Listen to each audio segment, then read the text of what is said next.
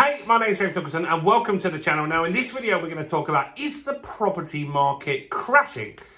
And should you buy now or should you wait until those prices drop even further? Well, this video has got that all covered, so make sure you stick around till the end. So what's going on? Well, I'm sure you've seen my channel already. You've probably watched some of my videos already and seen that the market is really uncertain at the moment. That goes without a doubt, right? We've got record inflation. We peaked out at 11%. That's dropped to 10% now, but that's still high. That's the official figure. A lot of people, depending on what your shopping basket is, inflation could be much higher for you than it could be for somebody else. And so that is hitting consumers hard. Now, what the Bank of England will do when inflation is high, normally you would raise the interest rates higher than the inflation amount. So you're looking at 12% as the base rate, and that would force down the inflation very, very quickly.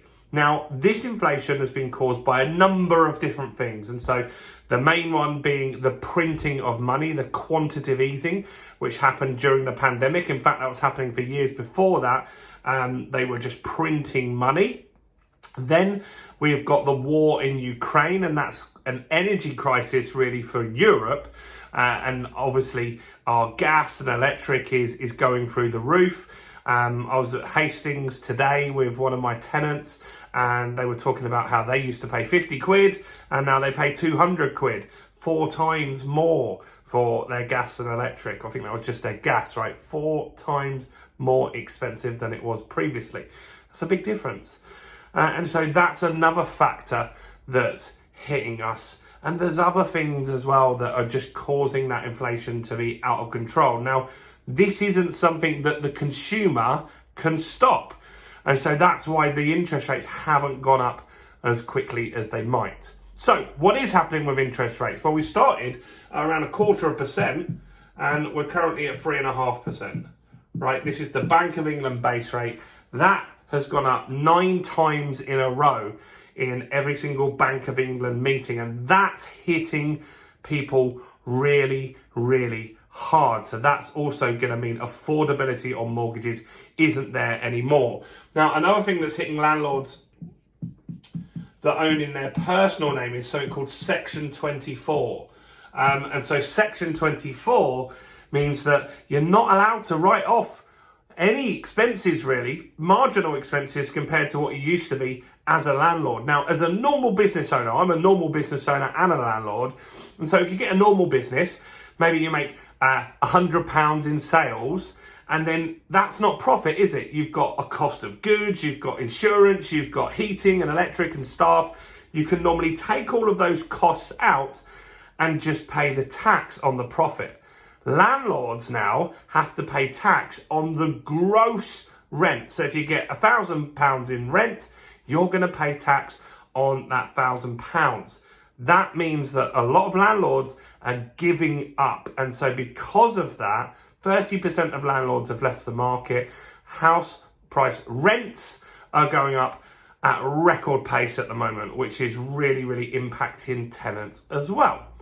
So these factors are pushing the market down, or they're giving the property market some uncertainty at the moment. So what we've had is October, we had a tiny little drop in house prices. I can't recall, it was less than 1%. It was like 0.1%, 0.2%, something like that. Marginal, very, very small amount. But in November, we had more than a 2% drop in prices. And so that means that now there is all this doom and gloom in the press that maybe we're on for a big crash. And that was looking like it could have happened, because when Liz Truss was Prime Minister, interest rates were potentially going to go from, like, they were at 2%, then they were going to go to 6.5% as the base rate. You'd be paying 8, 9, 10% as a landlord as the deal that you would get off the back of that, which just means it just wouldn't work, right? It just wouldn't work, and you'd have to do something differently, right? So that is another consideration.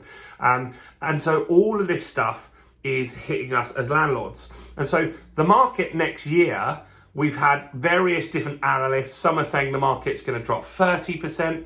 But more interestingly, people are starting to soften their forecasts. And so this week, Halifax have said there's more of a chance now than there was last month or previously that we'll get a 5% drop and a soft landing. This is what Halifax is saying before you jump in the comments and say, I'm wrong. I'm just telling you what one of the biggest lenders in the UK is saying. They're saying there's more chance than there was for a soft landing. And that's driven by a few things. One, inflation has started to drop. Good. Let's keep seeing that happening. Shipping container rates, wholesale prices for gas and electric did come down temporarily. They've gone up and down, but these sorts of things, there's a more positive outlook on that. Interest rates, we're expecting them to peak at 4.5% rather than 6%. That's another good thing, and that will really make a difference. Now, this Section 24, this isn't going anywhere, but the landlords are a fraction of the market, and so they're not really going to shift the prices too much. There's going to be a ton of landlords that leave.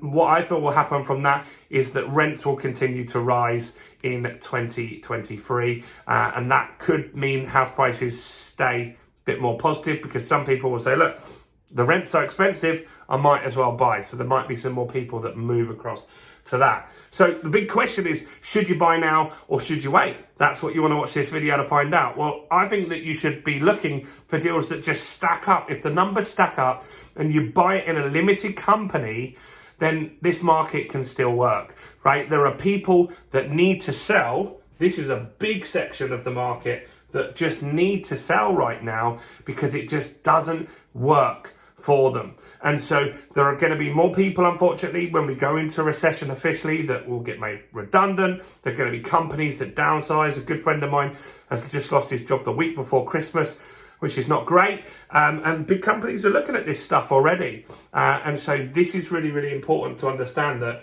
there are going to be good deals. And so if you can find an existing landlord that is just getting taxed through the nose for Section 24, you could potentially buy that property from them in a limited company where you just pay 20% tax or whatever corporation tax is at that time.